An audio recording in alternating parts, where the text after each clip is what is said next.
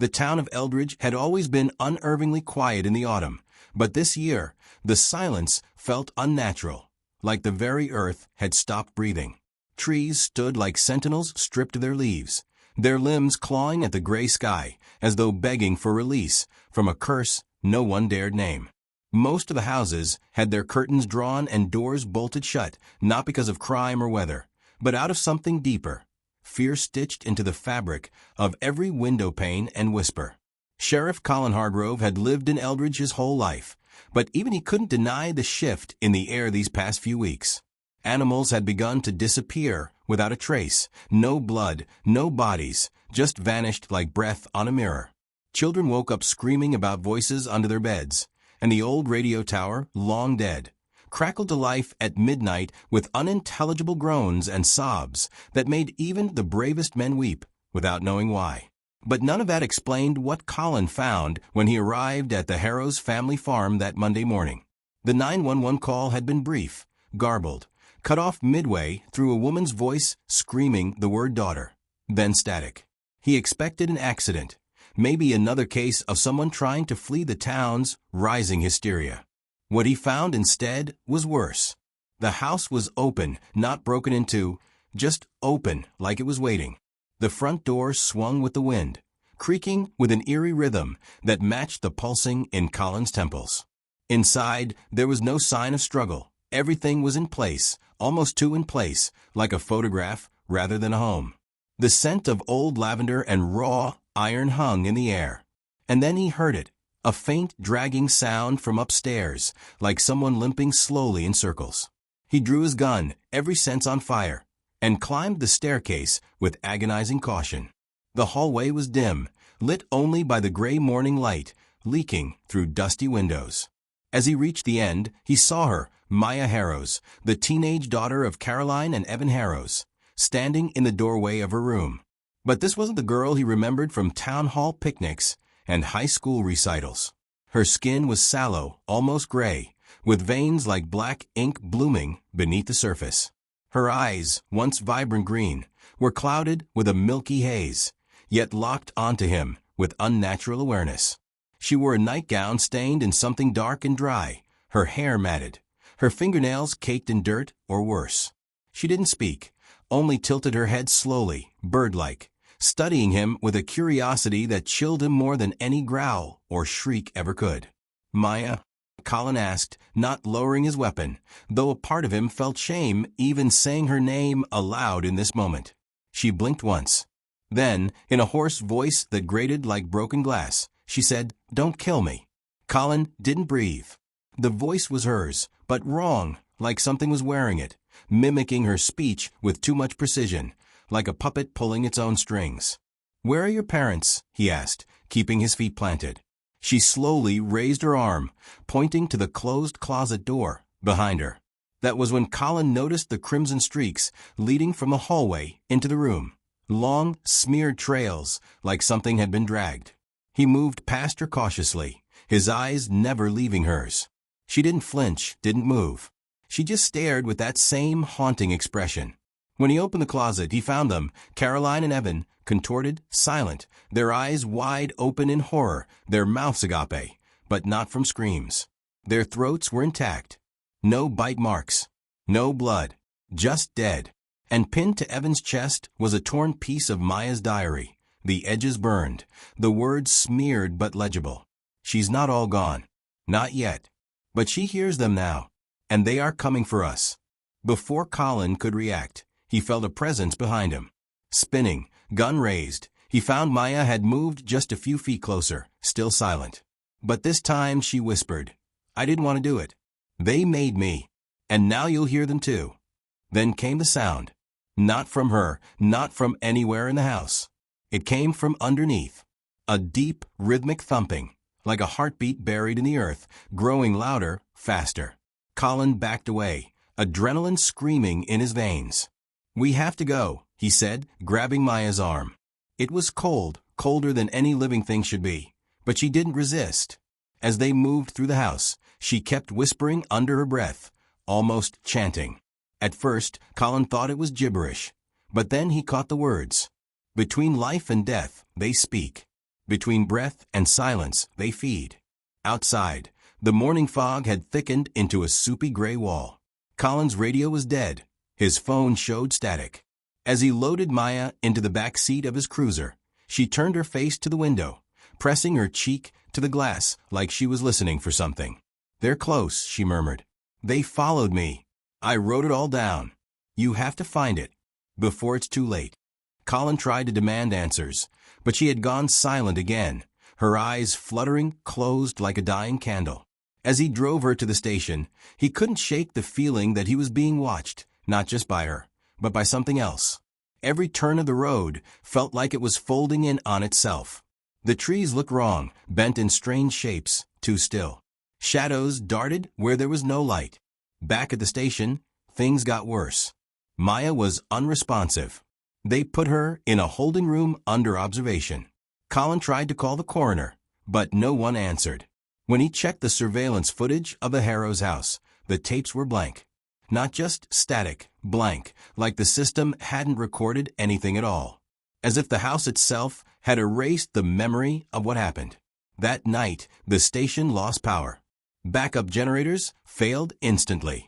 The holding room's camera flickered violently before showing an image not of Maya, but of her room, the walls covered in frantic writing. The same phrase repeated over and over in black crayon. Between life and death. Between life and death. Between life and death. The image cut out. When Colin and Officer Trudy burst into the room, Maya was gone. The only thing left behind was her diary, open to a fresh page, her handwriting still wet. "They took me again, but I left the next piece for you. In the woods, by the well. Don't come alone. Don't come at night." Colin stood staring at the page, heart pounding. He could feel it again, the heartbeat in the ground. The same thump, louder now, closer. He realized then that Maya wasn't the threat. She was the warning. But it might already be too late. The woods outside Eldridge had always been a place of uneasy stories. Old warnings passed down by elders about restless spirits and dark shadows that shouldn't be disturbed. But for Sheriff Colin Hargrove, those tales felt less like superstition and more like a desperate truth now. Maya's final message echoed in his mind like a warning scream. In the woods, by the well. Don't come alone. Don't come at night. Yet here he was, standing at the edge of the dense forest just before sunset, clutching her soaked diary and a flashlight that barely pierced the growing gloom. He should have called for backup, but the power outages and strange disappearances left the town fragile, every deputy stretched thin. Besides, no one believed him, not really. They thought the Harrows tragedy was a gruesome accident or a sick joke. But Colin knew better. He could still feel the cold weight of Maya's gaze, the hollow sound of her whisper. He wasn't sure if she was truly gone or trapped somewhere between worlds, a fragment of a life tethered by fear and pain. The trees seemed to lean inward as he stepped deeper into the forest, branches scraping like skeletal fingers against his coat. The path was barely visible, overgrown with fallen leaves and tangled roots, and the sun dipped lower, casting long, sinister shadows that seemed to twitch and shift at the edge of his vision. Every crunch of his boots felt amplified, every rustle a potential threat. He wasn't alone out here. He could hear it, a low, murmuring sound carried by the wind, like countless voices whispering secrets just beyond understanding. Minutes stretched into an eternity until Colin spotted it, a crooked stone well, half hidden by moss and wild vines, standing like a relic of a forgotten time. The air around it was colder, heavier, pressing against his chest like invisible hands. Kneeling down, he shone the flashlight inside, but the beam disappeared into a void of blackness, so deep it seemed unnatural. No water reflected back. No sound of dripping or echoes. Just silence. Then the voices returned, louder now, rising like a chant. Colin's skin prickled.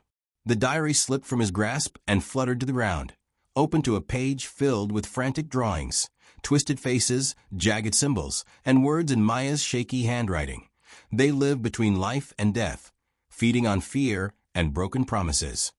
A sudden cold breeze swept through the clearing, and Colin spun around. Between the trees, faint shapes moved, figures half seen, almost blending into the shadows. He called out, voice steady but low, "Who's there?" No reply, just the creeping sound of footsteps circling, slow and deliberate. Then a whisper floated to his ear, soft as a sigh. "Help us." Colin froze. It was a child's voice, fragile but urgent, tugging at his heart with a raw pain. He followed the sound cautiously, stepping through the underbrush until he found a small clearing bathed in an eerie twilight glow. There, half buried beneath a pile of dead leaves, lay a locket engraved with a name, Maya. His breath caught. Was this really her? Or something left behind to lure him deeper? Suddenly, the ground beneath him trembled, a deep rumble vibrating through the earth. Colin stumbled back, eyes wide as the shadows coalesced into forms, figures of pale, hollow-eyed children, their mouths frozen in silent screams, bodies decayed but strangely intact. They reached out with skeletal hands, their whispers rising in a desperate crescendo. Between life and death, they chanted. Between breath and silence. The message must be heard. Colin raised his flashlight, beam trembling, and the figures recoiled, fading like smoke. But the feeling of dread only deepened. This wasn't just about Maya. It was a call, an ancient summons that had awakened something terrible, something hungry. He glanced back at the well, now glowing faintly with a sickly green light. The air shimmered, and he caught a glimpse of a face, Maya's face, pale and broken, staring up from the depths. Her eyes pleaded, begging him to listen, to understand. As the forest swallowed the last light of day, Colin knew his search had only just begun. Whatever lay between life and death was reaching out, and the message of a daughter turned zombie was the key to surviving the darkness that was coming for Eldridge. Sheriff Colin Hargrove returned to the station with the locket clutched tightly in his hand, its cold metal seeming to pulse with a heartbeat of its own. The faded engraving, simply Maya, felt like a tether pulling him deeper into a nightmare that was far from over. The diary's pages fluttered open on his desk, revealing more cryptic notes, hastily scrawled warnings, and symbols that made no sense at first glance. He had no time to decipher them alone. He called in Trudy, his most trusted officer, who had stayed late despite the rising unease in Eldridge. As she scanned the diary's pages, her eyes narrowed. "This isn't just about a missing girl," she said quietly. "It's about something older, something darker. These symbols, they're not local. I've seen them before on some old occult cases. They mark a boundary between worlds." Colin felt a chill spread through him. "Between life and death," he whispered, echoing Maya's haunting refrain. The radio crackled suddenly, cutting through the silence with static and a single frantic voice. "Help, please." Then silence. Trudy grabbed the handset. That came from the old Harrow's barn. Without hesitation, they jumped into the cruiser and raced toward the outskirts of town, the locket heavy in Colin's pocket. The barn loomed in the dark like a beast waiting to devour them whole. Its wooden walls were cracked and weathered, shadows pooling like ink around its base. The air smelled of rot and forgotten promises. Inside, moonlight filtered through broken slats, illuminating strange marks scrawled on the floor, the same symbols from Maya's diary, arranged in a large circle. At the center lay a fractured mirror, shards scattered like spilled secrets. The reflection was twisted, flickering with images of faces, Maya's face among them, flickering between life and death, her eyes pleading silently. Then a whisper curled from the shadows. "Find the message. Save us all." Trudy and Colin exchanged a grim glance. The barn was a shrine or a trap. Suddenly, a cold breeze swept through, extinguishing their flashlights. Panic surged as they fumbled in the darkness, the whispered voices growing louder, closer. Shapes emerged, neither fully alive nor dead, drifting toward them with hollow eyes and silent screams. Colin gripped Trudy's arm, dragging her out just as a chilling wail pierced the night. Outside, the world felt impossibly still, but the message was clear. The boundary between life and death had shattered, and Maya's fate was the key to closing it. With dawn approaching, Colin knew he had to uncover the truth buried beneath Eldridge, before the darkness consumed them all.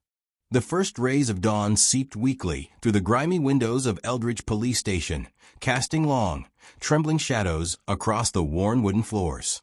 Colin sat hunched over Maya's diary, the cryptic symbols and jagged handwriting blurring as exhaustion gnawed at his mind. The events of the previous night haunted him, the silent figures in the barn, their hollow eyes full of desperation, and the fractured mirror that seemed to pulse with a life of its own. Trudy sat opposite him, her face pale but resolute. "These symbols," she began, tracing a finger over the scrawled ink, "they're part of a ritual, one meant to tether souls caught between worlds." Maya was trying to contain something, or maybe send a warning. But she failed. Colin ran a hand through his thinning hair. But what exactly was she warning us about? And what's happening to her? Is she still somewhere between life and death? Before Trudy could answer, the radio crackled with static. Then a voice, faint but unmistakably human, helped trapped Forrest. The message cut out, leaving an icy silence in its wake. Colin grabbed the handset. "Who is this? Where exactly?" No response. The forest. Again. That word alone made his skin crawl. He and Trudy exchanged a glance, understanding without words. The forest was calling them back, and this time, the darkness was no longer content to hide. They grabbed their gear and headed toward the outskirts, the weight of the locket burning in Colin's pocket. The path into the woods felt different in daylight, less menacing, but no less mysterious. The trees whispered secrets, their branches scratching the air like fingernails. Somewhere in the distance, a faint, rhythmic thumping echoed, the heartbeat beneath the earth. Deeper into the forest, Colin noticed the air grow colder. The ground was littered with strange symbols etched into the bark of trees and scratched into stones. Suddenly, the voices rose again, a chorus of desperate whispers begging for release, begging for understanding. Then, just ahead, they found it, a small clearing dominated by a well, its stones slick with moss and something darker, dried blood, perhaps. The locket pulsed against Colin's palm as if sensing its home. Kneeling, he shone the flashlight down into the abyss. At the bottom, faint shapes twisted and writhed, faces blurred between agony and peace.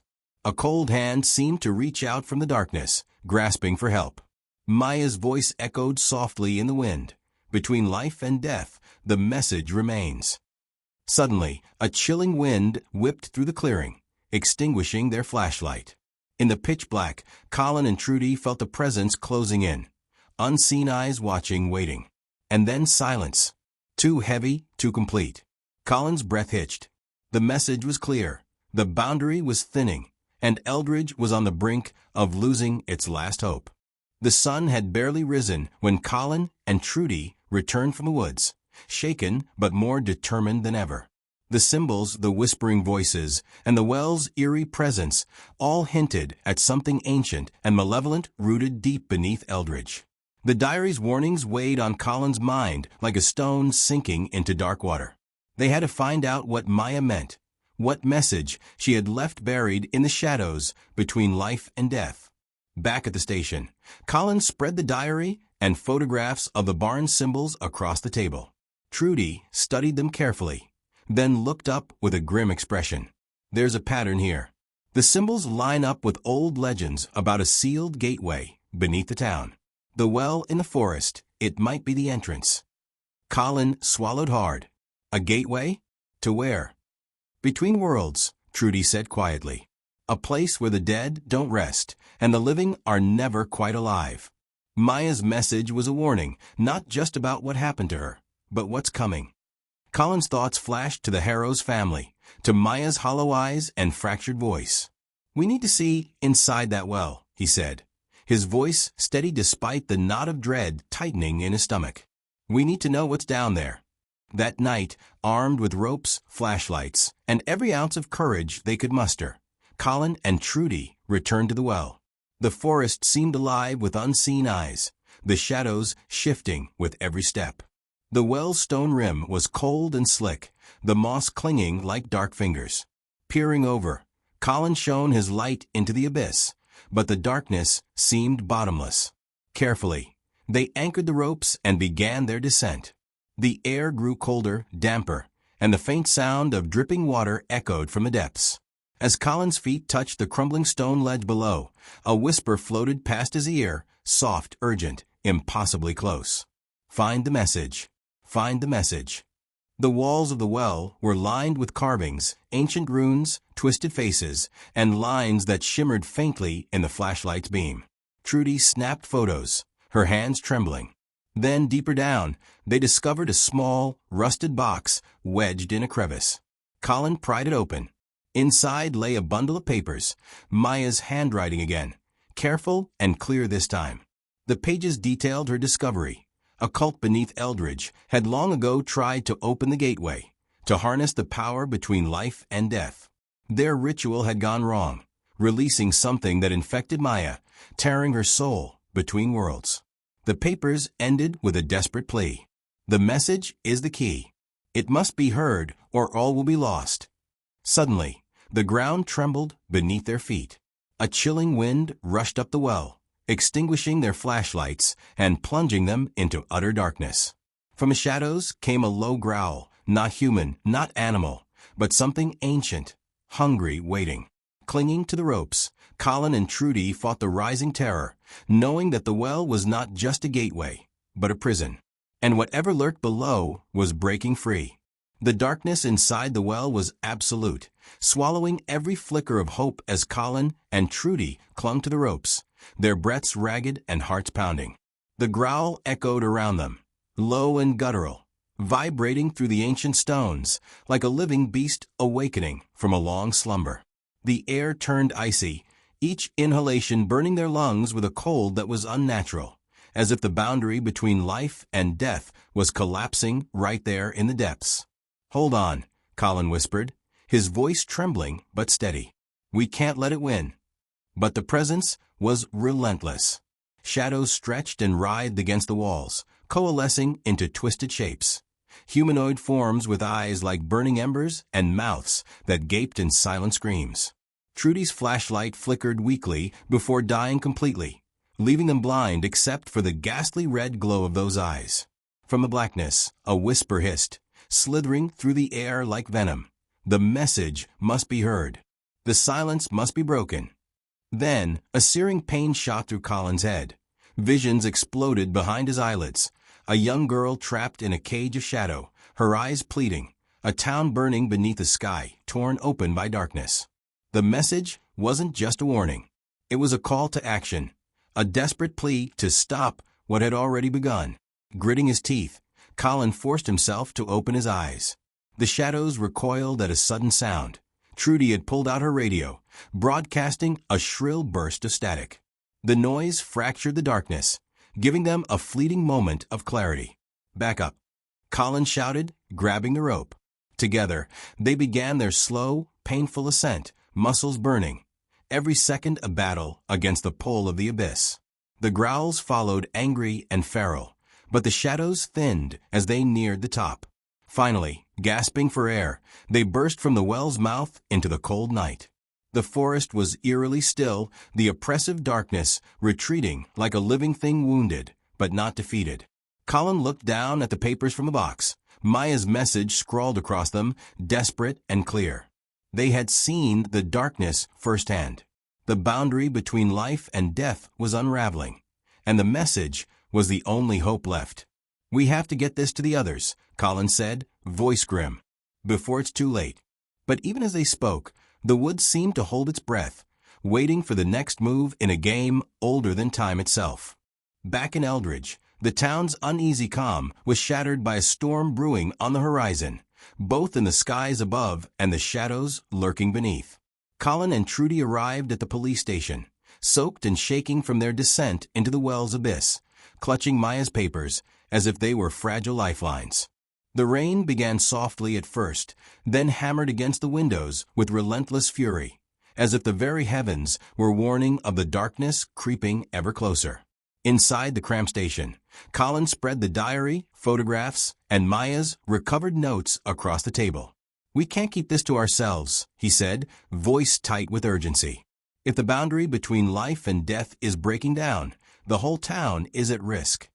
Trudy nodded. We need help, experts who understand this kind of phenomenon. And we need to warn the townspeople. But even as they made plans, the power flickered and failed again, plunging them into darkness. A low hum filled the air, vibrating through the walls. Colin's radio crackled with static. Then a voice broke through, a distorted, desperate plea. Between life and death, between breath and silence they come. Suddenly, the door slammed open, and in stumbled Reverend Hayes, the town's old preacher, eyes wild with fear. "It's begun," he gasped. "The restless ones are rising. The souls caught between worlds. They're searching for the message." Colin exchanged a wary glance with Trudy. Reverend Hayes had always been a man of faith, but even he looked broken. "What do you mean?" The Reverend wiped sweat from his brow.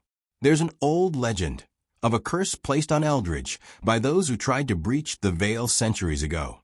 They trapped the souls in limbo, but now the seal is weakening.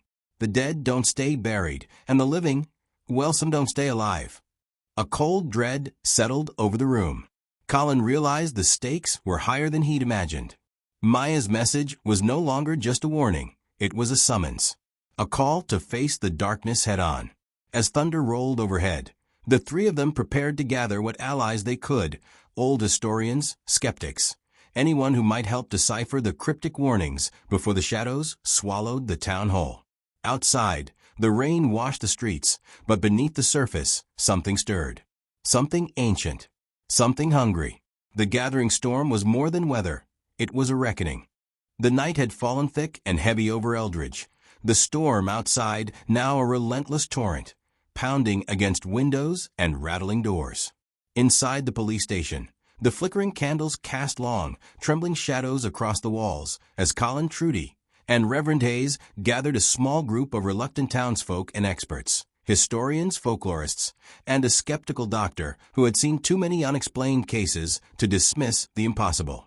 Colin laid out Maya's diary and the recovered papers, his voice low but urgent. "The barrier between life and death is breaking. Maya was caught in between, and now others are following. We don't know how much time we have." Dr. Langley, the doctor, adjusted her glasses, skeptical but intrigued. "So what exactly are we dealing with? Are these zombies? Spirits? Something else?" Reverend Hayes shook his head. "Not zombies as you think. These are souls trapped in limbo, neither alive nor dead, bound by pain and fear. The message Maya left is the key to releasing them, or stopping them." A sudden crash outside made everyone jump. The radio hissed again, filled with static and faint, agonized moans. Colin's grip tightened on the papers. "They're coming." The group moved quickly, setting up a perimeter around the station, using symbols from Maya's diary as protective wards. As the night deepened, unnatural noises echoed through the streets, shuffling footsteps, whispered cries, and distant, chilling laughter. Suddenly, the lights flickered back on, revealing a crowd of figures gathering just beyond the town's edge, pale, hollow-eyed, their faces twisted with pain and hunger. The barrier had broken.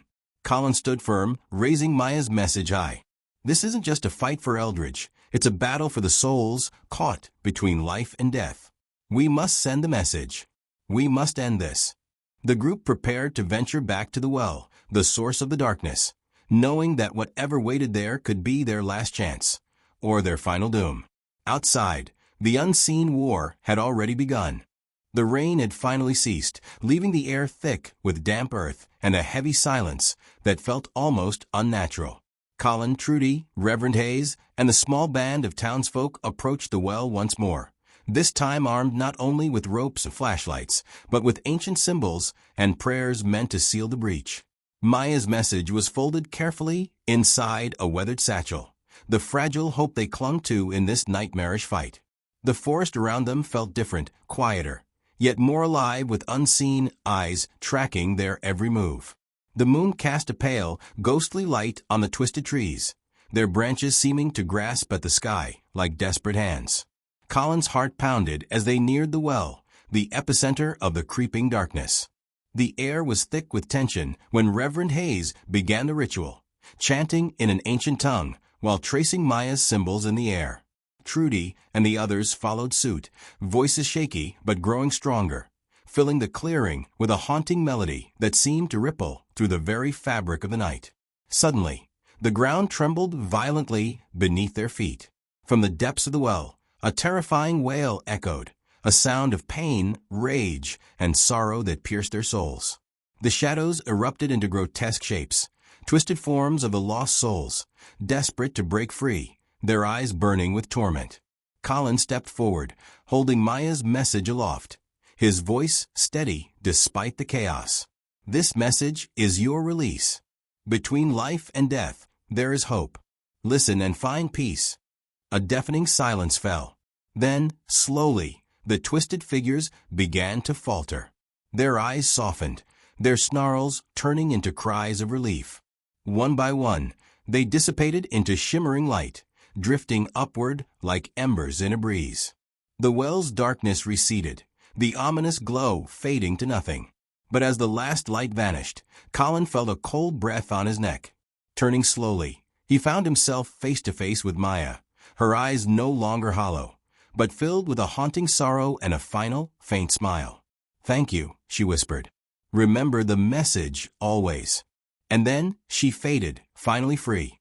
The dawn broke gently over Eldridge, painting the sky with soft hues of pink and gold, a fragile promise of peace after a long, restless night. The town, scarred but still standing, seemed to breathe again as the shadows retreated and the oppressive weight lifted from the air. Inside the police station, Colin and Trudy sat silently, exhausted but resolute, Maya's diary and message now safely secured. Though the immediate threat had passed, Colin knew that the boundary between life and death was a fragile line, easily broken and easily crossed. Maya's sacrifice, the daughter-turned-zombie who had straddled that line, was a solemn reminder of the cost of secrets left unspoken and messages left unheard. The townsfolk slowly began to rebuild, whispers of the night's horrors lingering like ghosts, but so too did a newfound respect for the mysteries that lay just beyond understanding. Colin stood at the edge of the forest once more, holding the locket, the last tangible link to Maya, and felt a quiet peace settle over him. Then, as the morning breeze stirred the trees, a soft whisper drifted through the leaves, barely audible but unmistakable. "Remember." Colin's eyes narrowed, heart tightening. The message was never truly over. Between life and death, the story continued, a warning and a promise woven into the very fabric of Eldridge. And somewhere beyond the veil, Maya's voice lingered, watching, waiting, and hoping that next time, the message would be heard before the darkness rose again.